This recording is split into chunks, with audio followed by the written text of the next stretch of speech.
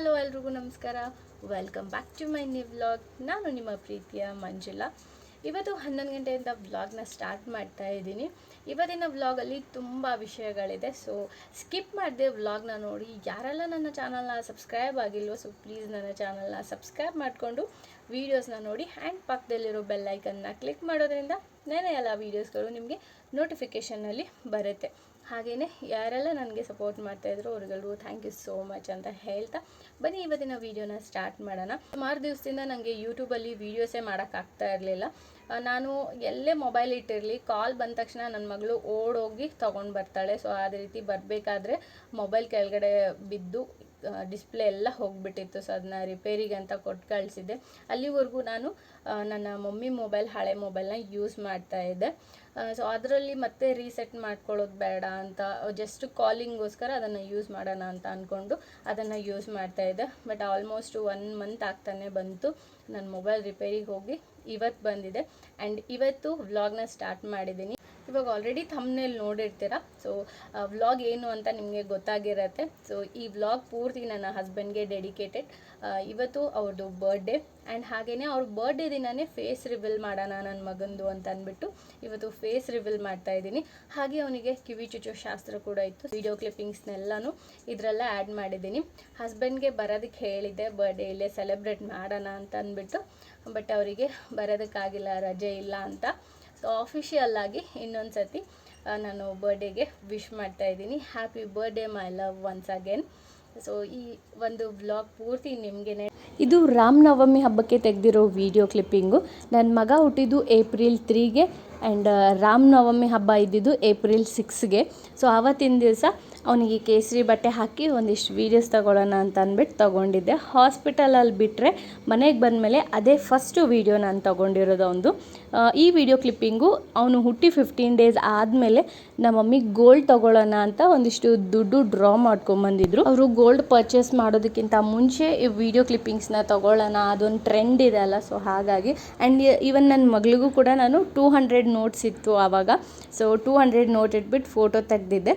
Different ಅಷ್ಟೇ, ಅವಳಿಗೆ 200 ನೋಟ್ಸ್ನ ಇಟ್ಟಿದ್ದೆ, ನನ್ನ ಮಗನಿಗೆ 500 ನೋಟ್ಸ್ನ ಇಟ್ಟಿದ್ದೆ. ಬಟ್ ಡ್ರೆಸ್ ಮಾತ್ರ ಸೇಮು.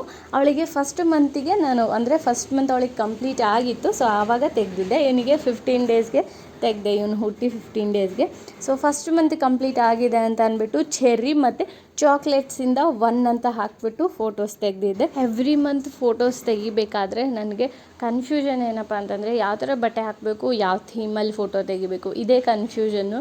ಗರ್ಲ್ ಬೇಬಿಗೆ ಅಂತ ಆದರೆ ಎಷ್ಟೊಂದು ವೆರೈಟೀಸ್ ಇರುತ್ತೆ. ಡ್ರೆಸ್ಗಳಂತೂ ಸಿಕ್ಕಾಪಟ್ಟೆ ವೆರೈಟೀಸ್ ಇರುತ್ತೆ. ಬಾಯ್ ಬೇಬಿ ಆಯಿತು ಅಂತ ಅಂದರೆ ಅವ್ರಿಗೆ ಶರ್ಟು, ಟೀ ಶರ್ಟು, ಪ್ಯಾಂಟು ಇಷ್ಟು ಬಿಟ್ಟರೆ ಬೇರೆ ಆಪ್ಷನ್ನೇ ಇರಲ್ಲ. ಹಾಗೆ ನನ್ನ ಮಗನಿಗೆ ನಾನು ಡೈಲಿ ವೇರಲ್ಲಿ ಫೋಟೋಸ್ನ ತೆಗೆದಿದ್ದೆ. ಅವನಿಗೆ ಡೈಲಿ ಯಾವ ಬಟ್ಟೆ ಹಾಕ್ತೀನೋ ಸೊ ಅದೇ ಬಟ್ಟೆನಲ್ಲೇ ನಾನು first month, second month photos ತೆಗೆದಿದ್ದೆ. ರಾಮನವಮಿ ಹಬ್ಬದ ದಿವಸ ನಾನು ಒಂದು ವೀಡಿಯೋನ ಶೇರ್ ಮಾಡಿದ್ದೆ ನನ್ನ ಮಗಂದು ಫೇಸ್ ಹೈಡ್ ಮಾಡಿ. ಸೊ ಆವಾಗಲೇ ಸುಮಾರು ಜನ ಇನ್ಸ್ಟಾದಲ್ಲಿ ನನಗೆ ಕೇಳಿದ್ರಿ, ಫೇಸ್ ಯಾವಾಗ ರಿವೀಲ್ ಮಾಡ್ತೀರಾ, ಫೇಸ್ ಏನಕ್ಕೆ ಹೈಡ್ ಮಾಡಿ ಹಾಕಿದ್ರಿ ಅಂತ ಅಂದ್ಬಿಟ್ಟು. ಆ್ಯಂಡ್ ಇವಾಗ ನ್ಯೂ ಬಾರ್ನ್ ಬೇಬಿ ಫೋಟೋಸ್ ಎಲ್ಲ ತೆಗಿತಾರಲ್ಲ, ಸೊ ಫೋಟೋ ಶೂಟ್ಸ್ ಎಲ್ಲ ಮಾಡ್ತಾರೆ. ಸೊ ಆ ಥರ ನಾನು ಮಾಡ್ತೀನಿ ಅಂತ ಅಂದ್ಬಿಟ್ಟು ಫಸ್ಟೇ ಹೇಳಿಬಿಟ್ಟಿದ್ರು ನನ್ನ ಹಸ್ಬೆಂಡು. ಫೋಟೋಸು ಇವಾಗಲೇ ಸದ್ಯಕ್ಕೆ ಹಾಕಂಗಿಲ್ಲ, ಒಂದು ಸ್ವಲ್ಪ ದಿವಸ ಹೋಗಲಿ, ಒಂದು 5 ಮಂತ್ಸ್ವರೆಗೂ ವೆಯ್ಟ್ ಮಾಡು ಅಂತ ಹೇಳಿದರು. ಸೊ ಮಗುಗೆ ದೃಷ್ಟಿ ಆಗಿಬಿಡುತ್ತೆ ಅನ್ನೋ ಒಂದು ಕಾರಣಕ್ಕಷ್ಟೇ. ಸೊ ಹಾಗಾಗಿ ಫೇಸ್ ರಿವೀಲ್ ಮಾಡಿರಲಿಲ್ಲ. ಆ್ಯಂಡ್ ನಾನು ಹೇಳಿದೆ ಹಸ್ಬೆಂಡ್ಗೆ, ಓಕೆ ನಾನೊಂದು 5 ಮಂತ್ಸು ಫೇಸ್ ರಿವೀಲ್ ಮಾಡಲ್ಲ, ನಿಮ್ಮ ಬರ್ಡೇ ದಿನ ನಾನು ಫೇಸ್ ರಿವೀಲ್ ಮಾಡ್ತೀನಿ ಅಂತ ಹೇಳಿದೆ. ಸೊ ಅವರೂ ಓಕೆ ಅಂತ ಹೇಳಿದರು.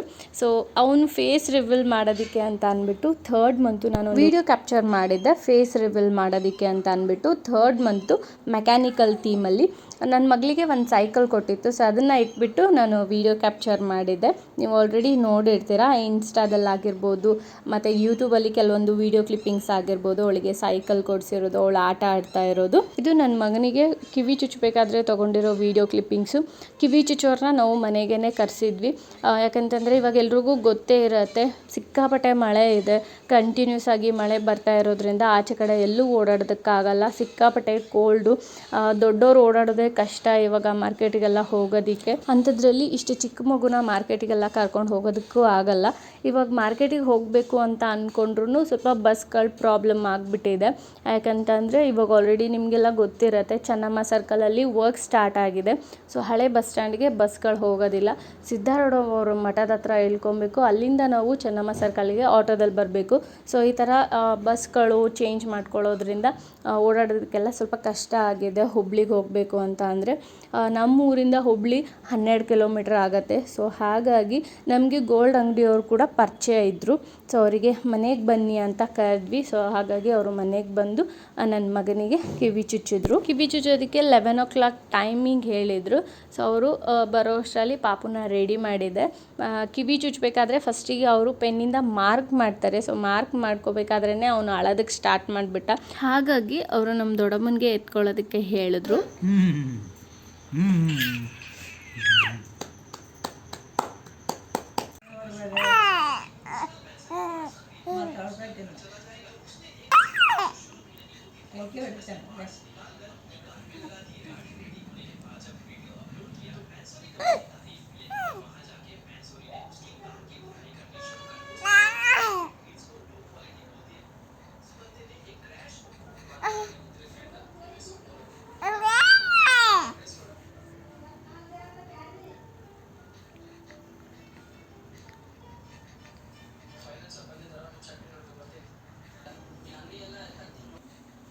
ನನ್ನ ಮಗ ಇವಾಗ ನಗ್ತಾ ಇರೋ ಈ ವಿಡಿಯೋ ಕ್ಲಿಪ್ಪಿಂಗ್ನ ನಾನು ಇವತ್ತು ಬೆಳಗ್ಗೆ ತೊಗೊಂಡಿದ್ದೆ. August 3 ಬಂದರೆ ಅವನಿಗೆ 4 months ಕಂಪ್ಲೀಟ್ ಆಗಿ 5 ಸ್ಟಾರ್ಟ್ ಆಗುತ್ತೆ. ನವಮಿ ಮಾರ್ಕೆಟಿಂದ ಹೂವುಗಳನ್ನ ತೊಗೊಂಡು ಬಂದಿದ್ರು, ನಾಗಪಂಚಮಿ ಇದೆ ಅಂತ ಅಂದ್ಬಿಟ್ಟು. ಸೊ ಮಾರ್ಕೆಟಿಂದ ನಾವು ಮಾಲೆಗಳನ್ನ ತರೋದಿಲ್ಲ, ದೇವರಿಗೆ ಆಗಲಿ ಅಥವಾ ನಾವು ಹಾಕೊಳ್ಳೋದಕ್ಕೆ ಆಗಲಿ ಹೂವುಗಳನ್ನ ತೊಗೊಂಡು ಬಂದು ಮಾಲೆ ಕಟ್ತೀವಿ. ನಾನು ಸುಮಾರು ವೀಡಿಯೋದಲ್ಲಿ ಹೇಳಿದ್ದೀನಿ ಆ್ಯಂಡ್ ವೀಡಿಯೋಸ್ ಕೂಡ ಅಪ್ಲೋಡ್ ಮಾಡಿದ್ದೀನಿ, ಹೋಗಿ ಚೆಕ್ಔಟ್ ಮಾಡಿ.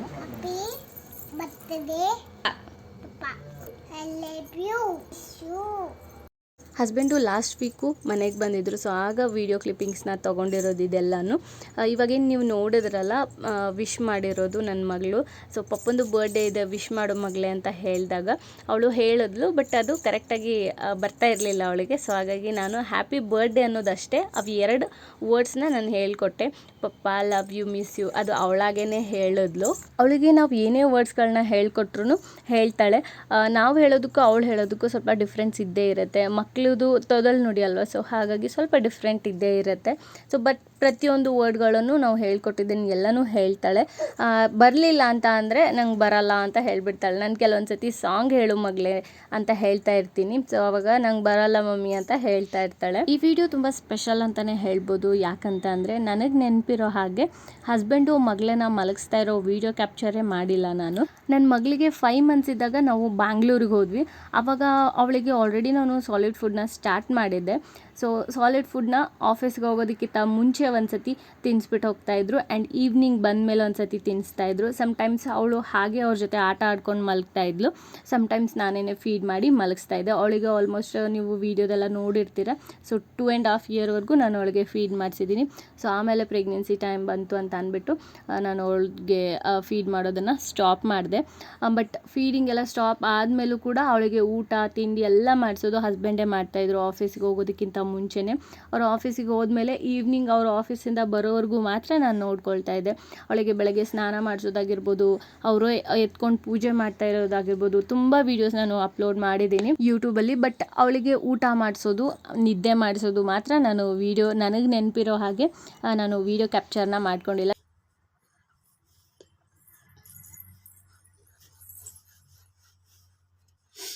ಪಪ್ಪನ್ ಕೇಳು ಪಪ್ಪ ಯಾರ್ದು ಕೇಳು, ಪಪ್ಪ ಯಾರ್ದು ಕೇಳು.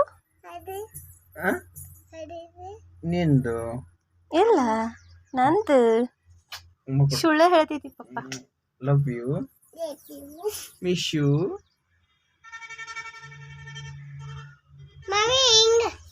ಈ ಈ ವಿಡಿಯೋ ಕ್ಲಿಪ್ಪಿಂಗು ಹಸ್ಬೆಂಡ್ದು ಬರ್ಡೇ ಸೆಲೆಬ್ರೇಷನ್ ಬ್ಯಾಂಗ್ಳೂರಲ್ಲೇ ಮಾಡಿದ್ದು.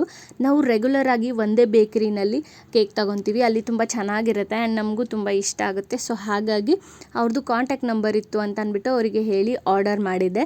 ಆ್ಯಂಡ್ ಸಮ್ಮು ಗೌರಿ ನಿಮಗೆ ಗೊತ್ತಿರುತ್ತೆ, ಸುಮಾರು ವೀಡಿಯೋದಲ್ಲಿ ಹೇಳಿದ್ದೀನಿ. ನಮ್ಮ ಮನೆ ಪಕ್ಕದಲ್ಲಿ ಇರ್ತಾರೆ, ನನ್ನ ಮಗಳಂತೂ ಅವ್ರ ಜೊತೆ ತುಂಬ ಚೆನ್ನಾಗಿ ಆಟ ಆಡ್ತಾ ಇರ್ತಾಳೆ, ಅವ್ರನ್ನ ತುಂಬ ಹಚ್ಕೊಂಡಿದ್ದಾಳೆ ಅಂತ ಅಂದ್ಬಿಟ್ಟು ಅವರಿಗೆ ಸರ್ಪ್ರೈಸ್ ಆಗಿ ಮನೆಗೆ ತಗೊಂಡೋಗಿ ಕೇಕ್ ಕಟ್ ಮಾಡಿಸಿ ಅಂತ ಹೇಳಿದ್ದೆ. ಸೊ ಅವರು ಕೇಕ್ನ ಮನೆಗೆ ತಗೊಂಡೋಗಿ ಸೆಲೆಬ್ರೇಟ್ ಮಾಡಿದ್ರು.